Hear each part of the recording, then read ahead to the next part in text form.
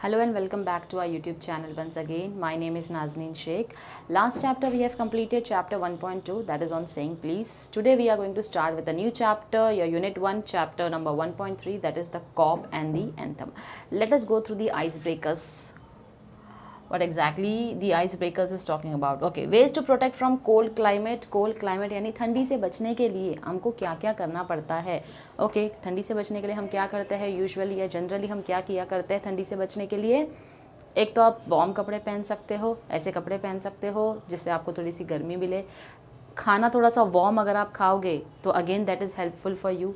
और हम क्या कर सकते हैं उसके साथ साथ में सॉक्स पहन लिया, मफलर्स पहन लिया, जैकेट्स पहन लिए, वही जो वार्म क्लोथ्स होते हैं वो हमने पहन लिए, राइट. तो ये सारी छोटी छोटी चीज़ें हैं जो अगर हम कोल्ड क्लाइमेट में अगर हम थोड़ा सा ध्यान रखें अपना इन चीज़ों का, अगर ज़रूरत ना हो तो ऐसे एरियाज़ में ना जाए जहाँ पर बहुत ज़्यादा टेम्परेचर और माइनस में चला जाता है.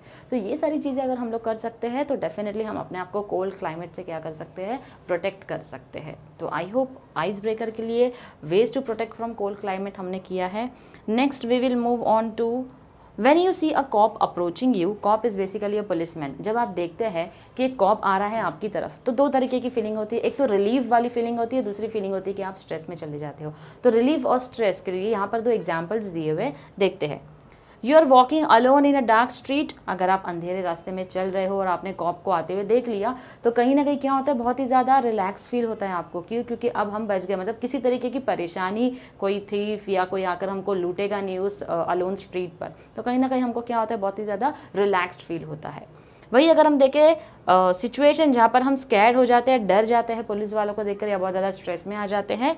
You are riding a bike without a valid driving licence. Yes, now that is a big thing to worry. Yes और नो? वाई? बिकॉज जब भी हमारे पास ड्राइविंग लाइसेंस नहीं होता है, हम रास्ते में निकल चुके हैं, ड्राइव कर रहे हैं, अब हमने देख लिया कि सामने जो है वो कॉप जो है वो वहाँ पर सामने ही खड़ा है रोड पर. अब हमको पता है, हमको डर लग जाता है, उस वक्त भी प्रे कि किसी तरीके से हम वहाँ से जो है वो बचकर निकल जाए. तो ये दो सिचुएशन जो है वो यहाँ पर मेंशन की गई है. इसी के बेसिस पे हमको आगे भी सोचना है कि और हम आगे क्या कर सकते हैं.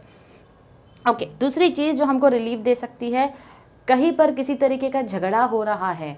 जब वो झगड़ा हो रहा है और हमने देखा कॉप आ रहा है, पुलिस आ रही है, तो हमको रिलीफ फील होता है कि अब ये लोग आकर इस चीज़ को जो है वो सॉल्व कर देंगे. तो that is also one of the way when you feel relief by looking at the cops.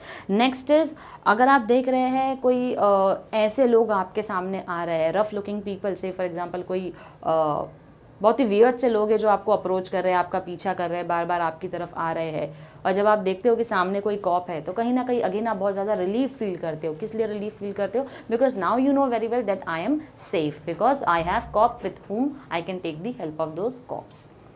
अब हम डरते हैं, एक तो जब हम विदाउट ड्राइविंग लाइसेंस के बाइक या कार चला रहे हैं तो तभी हमको बहुत ज़्यादा डर लगता है. उसके साथ साथ अगर आपने ट्रैफिक रूल तोड़ा है, सिग्नल तोड़कर अगर आप आगे निकल जाते हो, फिर से आपको डर लगता है उस चीज़ के लिए. उसके साथ हो सकता है अगर किसी तरीके के झगड़े फसाद में आप खुद ही इन्वॉल्व हो, कोई झगड़ा कोई फाइट चल रहा है and you are involve in that, so definitely वहाँ पर क्या होता है, you are scared of the cop. Okay, now next question says discuss some of the motivating things that can change a person's life. One is given. तो आपको कुछ ऐसी motivating चीज़ें बतानी हैं जो किसी इंसान की ज़िंदगी जो है वो क्या कर सकती है, चेंज कर सकती है. एग्जाम्पल के तौर पर यहाँ दिया listening to an inspiring speech. Yes, when you listen to an inspirational speech, a motivational speech, your life gets changed. Apart from that, when you are listening to, some people have each and every person has different kind of motivation. Okay, we all do not have the same level of motivation. किसी को कोई book पढ़ने से motivation मिलती है, किसी को कोई म्यूजिक सुनने से मोटिवेशन मिलती है, किसी को इंस्पिरेशनल स्पीच से मिलती है. So different person has got different levels of motivation. So accordingly जो भी आपको लगता है कि कोई चीज़ आपको इंस्पायर करती है, मोटिवेट करती है लाइफ में आगे बढ़ने के लिए, तो those things you all can mention. So with this we are done with the icebreaker. Now we are going to have a quick introduction of the chapter, what exactly it is all about.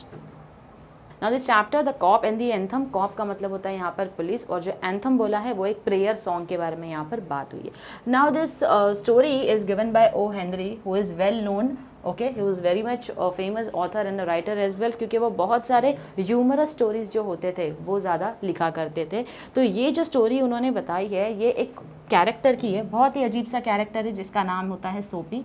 ठीक है, बहुत ही अजीब सा character है। Life में अगर आप लोगों का ड्रीम होता होगा तो कुछ बनने का होगा लाइफ में, लेकिन ये एक ऐसा कैरेक्टर है जिसका ड्रीम होता है कि उसे कहाँ जाना है, जेल में जाना है। ये उसका ड्रीम होता है कि मुझे जेल में लैंड करना है। अब क्यों उसका ये ड्रीम होता है, क्योंकि कहीं ना कहीं उसको लगता है फ्रीडम और कन्फाइनमेंट, ये दो चीज़ जो है वो सोफ़ी को लगता है कि बहुत ज़्यादा क्या है, ज़रूरी है। फ्रीडम में ही कन्फाइनमेंट है, यानी कि freedom from miseries and worries, यानी कि किसी भी तरीके की चिंता जो रहती है उससे तुमको फ्रीडम चाहिए, तो उस फ्रीडम के लिए कैद होना बहुत ज़्यादा ज़रूरी है। तो यहाँ पर जो स्टेटमेंट्स यूज़ किए हैं काफ़ी ज़्यादा एंटीथेसिस वर्ड्स यूज़ किए हैं कि आपको फ्रीडम भी चाहिए, उसके साथ में कन्फाइनमेंट भी चाहिए। The notes of anthem transforms his him from within and he resolves to work hard. तो यहाँ पर जो बोला जा रहा है, जो एंथम बोला गया है, जो प्रेयर सॉन्ग बोला गया है, कैसे वो प्रेयर सॉन्ग जो है वो लास्ट में उसकी लाइफ पूरी तरीके से चेंज करते हैं, उसकी लाइफ में एक न्यू ट्विस्ट आ जाता है। लेकिन वो ट्विस्ट आने के बाद में जब वो सुधरने की कोशिश करता है तो क्या वो अपनी मंजिल तक, अपने गोल तक पहुँच पाता है। Now let us start with the chapter. So as I said, by cop we mean we are talking about the police, and by anthem we mean that it is nothing but a prayer song. Okay, let's start with the chapter. Soapy left his bench. So basically here it is talking about a bench जो garden में है, हमने कई बार देखी होती है benches. तो वहाँ पर एक बेंच होती है जहाँ पर वो आराम से आराम करता है, लेटा हुआ रहता है। तो वहाँ से वो उठ जाता है and strolled out of the square, यानी कि अब वहाँ से उठकर वो बहुत ही लीजरली, यानी कि बहुत ही फ्रीली वॉक करता हुआ आराम से वो जाता है। And across the level sea of asphalt where Broadway and Fifth Avenue flow together, यानी यहाँ पर ये दो रास्तों के बारे में बताया जा रहा है। एक ऐसा रास्ता है जहाँ से ये आपका ब्रॉडवे जाता है और यहाँ से फिफ्थ एवेन्यू जाता है। So here we have your Broadway, here we have your Fifth Avenue. तो ये दो रास्तों का नाम है। तो यहाँ पर जो है हमारा कैरेक्टर सोपी खड़ा है। अब Broadway he turned and stopped at a luxurious cafe, यानी कि ये किस तरफ बढ़ता है, ब्रॉडवे की तरफ बढ़ता है। और बढ़ते हुए कहाँ रुक जाता है, एक बहुत ही लग्जूरियस सा कैफ़े होता है, यानी बहुत ही बड़ा कैफ़े होता है जहाँ पर जाकर वो रुक जाता है, बहुत ही महंगा कैफ़े होता है वो। Soapy had confidence in himself from the lowest button of his waist upward, यानी कि उसको किस तरीके का कॉन्फिडेंस था, from the lowest button of his waist upwards, यानी कि जो उसने कपड़े पहन रखे उसके बारे में बात की गई है यहाँ पर कि उसके सारे बटन जो है बहुत ही प्रॉपरली लगे हुए थे जो उसने कपड़े पहन रखा था। He was shaven, clean shave था, and his coat was trim, यानी प्रॉपरली कोट जो है वो आयन किया हुआ था, प्रॉपर नीट था, किसी तरीके की क्रीज नहीं थी वहाँ पर। Black bow had been presented to him by a lady missionary, और उसी के साथ उसने क्या पहना था, जो ब्लेजर पहन रखा था उसके साथ ब्लैक बो भी था, टाई थी। तो उसको किसने दिया था, वो एक लेडी मिशनरी ने दिया हुआ था, जो लेडी हम जिनको नन बुलाया करते हैं, उन्होंने थैंक्स गिविंग डे जो होता है, एक कल्चर होता है बाहर की कंट्री में थैंक्स गिविंग डे, जहाँ पर लोग जो है वो एक दूसरे को थैंक्स बोला करते हैं। तो थैंक्स गिविंग डे पर वो लोग कुछ कोई ना कोई गिफ्ट जो है वो प्रेजेंट करते हैं। तो वहीं पर एक लेडी मिशनरी ने क्या किया था, सोपी जो है उसको एक बो जो है वो गिफ्ट किया था। If only he could reach a table in the restaurant unsuspected success would be his, यानी कि वो यहाँ पर ये बता रहा है कि किसी ना किसी तरीके से उसको उस लग्जूरियस कैफ़े में घुसना है, और ऐसे घुसना है कि कोई पहचान ही नहीं पाएगा बिल्कुल भी कि ये यहाँ पर आकर खाना खाकर बिल पे करने लायक है या नहीं है।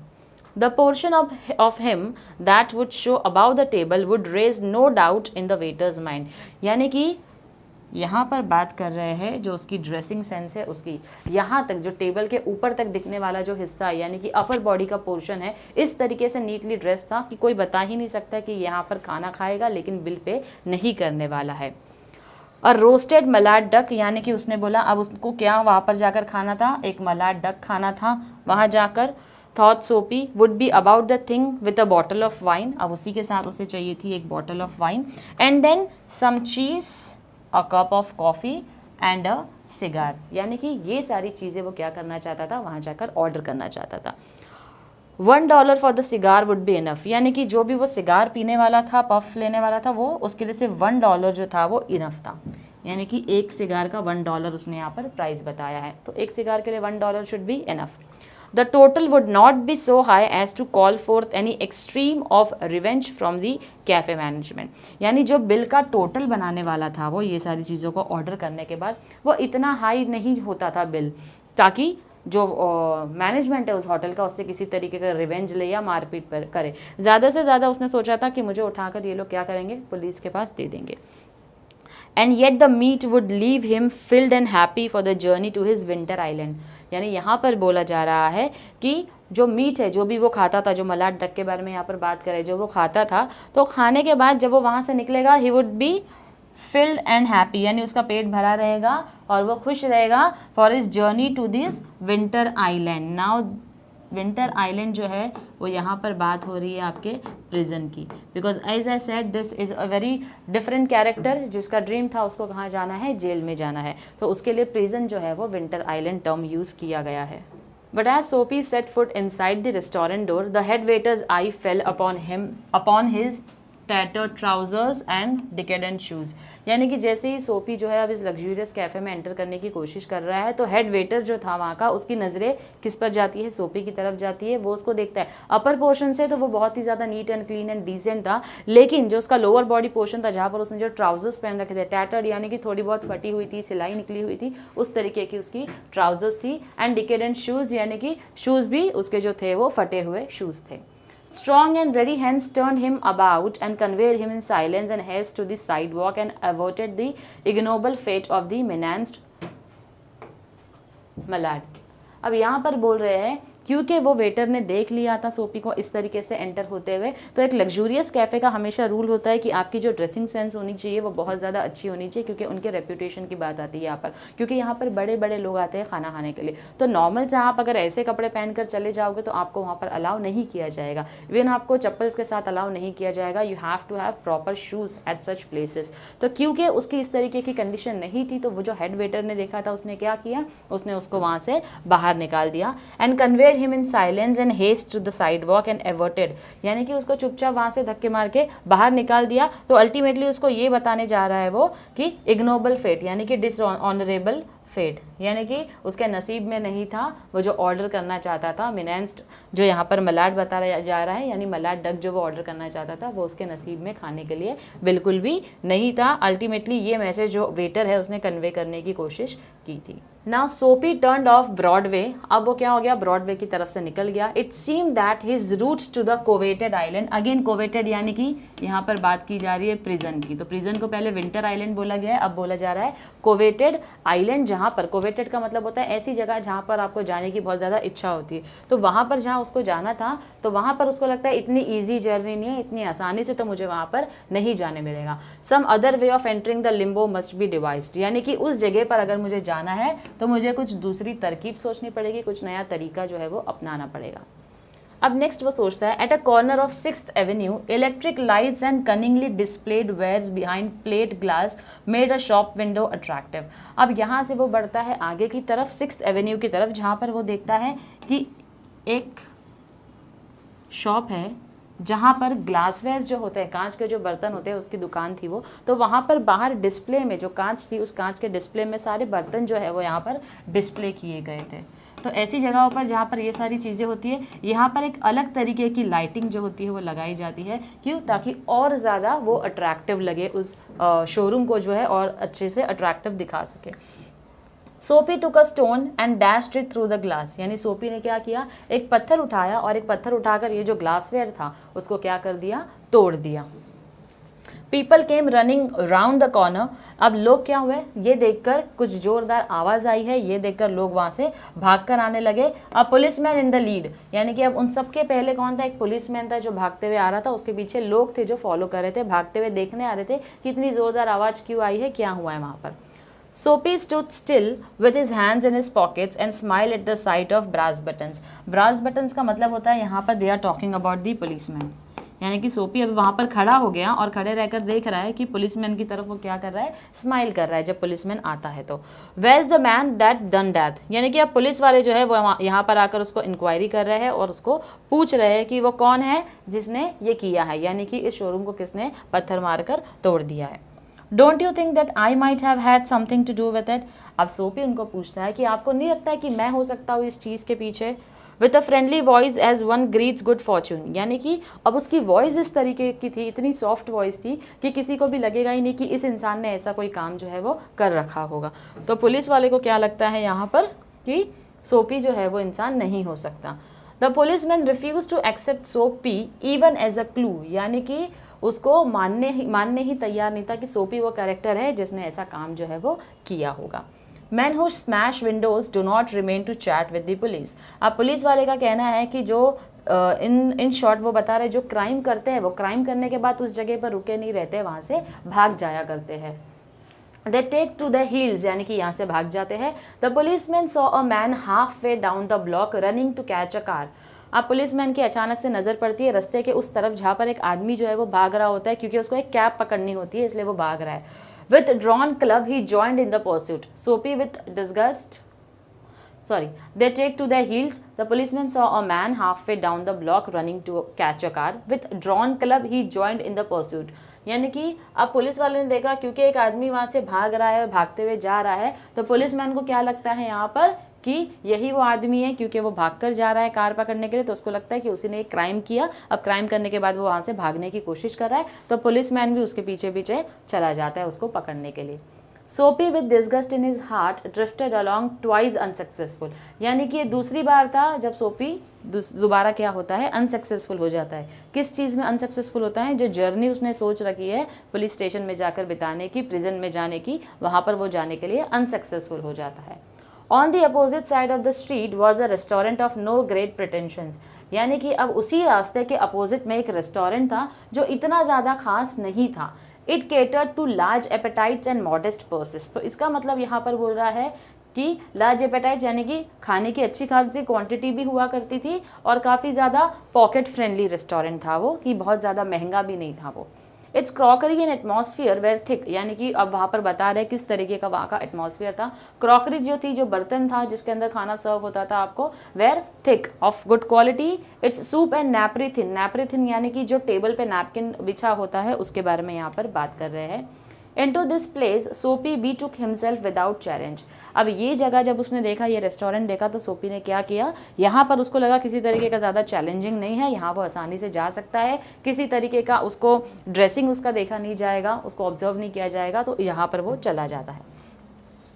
At a table he sat and consumed beef stick, यानी कि अब वो वहाँ जाता है, एक टेबल पे बैठ जाता है। अब उसने कुछ ऑर्डर किया है, बीफ स्टिक ऑर्डर किया है उसने, फ्लैपजैक्स ऑर्डर किया है जो कि एक तरीके का आपका स्वीट डिश होता है, डोनट्स एंड पाई, यानी कि ये 4 चीज़ें जो है वो क्या किया, सोपी ने ऑर्डर किया है।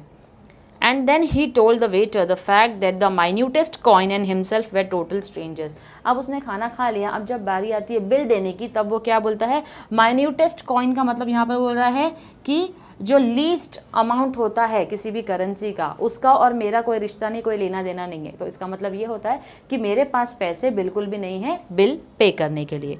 Now get busy and call a cop said Soapy and don't keep a gentleman waiting. अब सोपी जो है उन वेटर्स को क्या बोल रहा है यहाँ पर कि मुझे वेट मत करवाओ, क्योंकि मैंने खाना खा लिया, मेरे पास पैसा नहीं है, तो आपकी रिस्पॉन्सिबिलिटी है मुझे उठाकर पुलिस में दे दो, तो मुझे पकड़वा दो। तो ये सोपी जो है वो रिप्लाई करता है उन वेटर्स को जब वो बिल मांगने के लिए आते हैं।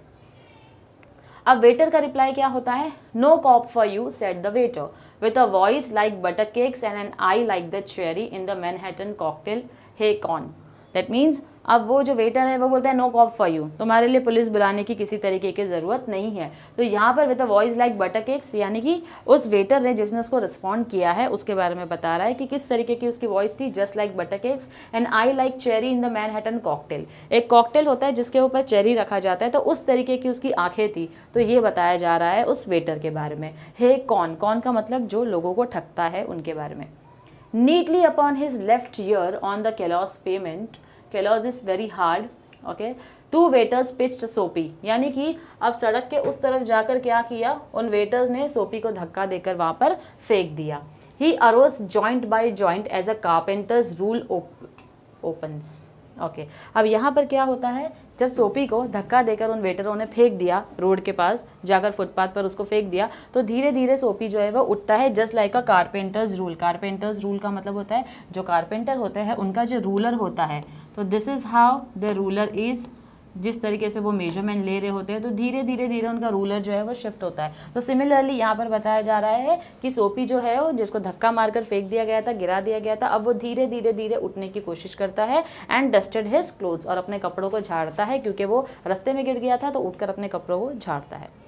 Arrest seemed now but an illusive dream. अब अरेस्ट का मतलब होता है वो सोच रहा है कि अब ये तो ऐसा ड्रीम हो गया है मेरे लिए जो कभी पूरा नहीं हो सकता है। The island seemed very far away, यानी कि अब ये प्रिजन के बारे में बात कर रहा है, आइलैंड बोल रहा है जिसको, यानी कि आइलैंड जो प्रिजन है वो अभी भी क्या है, बहुत ज़्यादा दूर है। A policeman who stood before a drug store 2 doors away laughed and walk down the street. क्यों? क्योंकि अब जब उसको निकाल कर वेटरों ने बाहर फेंक दिया है, वो वहाँ से उठ रहा है, तो वहाँ से एक पुलिसमैन था जो वहाँ से गुजर रहा था, तो क्योंकि उसको फेंक दिया तो उसको देखकर पुलिस वाला जो है वो हंसते हुए वहाँ से चला गया, बिना उसको पूछे कि किसी तरीके की कोई प्रॉब्लम है क्या, और पुलिस वाला वहाँ से हंसते हुए चला जाता है। Soapy was seized with a sudden fear that some dreadful enchantment, that means magical, had rendered him immune to arrest. अब सोपी को लगता है पुलिस वाला ने मुझे देखकर भी मुझे अरेस्ट नहीं किया, मुझ पर हंसकर चला गया, तो उसके दिमाग में ऐसे ख्याल आते हैं कि क्या किसी ने मुझ पर कोई जादू टोना तो नहीं कर रखा है कि मैं कभी जेल में जाऊँ ही नहीं, इस तरीके का मुझ पर किसी ने जादू टोना कर रखा है, ऐसा उसको फियर आता है, डर आता है। He was in a state of panic, and when he came upon another policeman lounging grandly in front of a glittering theatre, he caught at the immediate straw of disorderly conduct. अब जब वो वहाँ से इतना panic mode में वहाँ से निकल रहा होता है, तो सामने देखते हैं कि एक पुलिस वाला एक बस बड़ी सी ग्लिटरिंग थिएटर यानी बिल्डिंग होता है जहाँ पर वो खड़ा है। अब वो सोचता है कि अब यहाँ पर मैं किसी तरीके का ऐसा बिहेवियर करूँ जिससे कि ये पुलिस वाला जो है वो क्या करे, मुझे वहाँ से पकड़ कर लेकर चले जाए। ओके, अब क्योंकि सोपी चाहता था कि पुलिस वाला मुझे पकड़ कर लेकर जाए, तो मैं कुछ इस तरीके का बिहेव करूँ, ऐसा मिसकंडक्ट करूँ कि वो मुझे यहाँ से लेकर जाए। On the sidewalk Soapy began to yell drunken gibberish at the top of his harsh voice, यानी अब उसने रास्ते में क्या हरकत शुरू कर दी, उस पुलिस वाले को देखकर वो जैसे एक ड्रंक मैन बिहेव करता है, जैसा शराब पीने के बाद एक शराबी बिहेव करता है, सोपी ने वैसा बिहेव करना चालू कर दिया और क्या करने लगा, जोर जोर से गाना गाने लगा, डांस करने लगा रास्ते में, and otherwise disturb the skies, और वहाँ पर क्या करने लगा, लोगों को परेशान करने लगा जानबूझ के गाना गाते हुए। The policeman merely twirled his club, okay, turn something quickly round and round. 12 means turn something quickly round and round.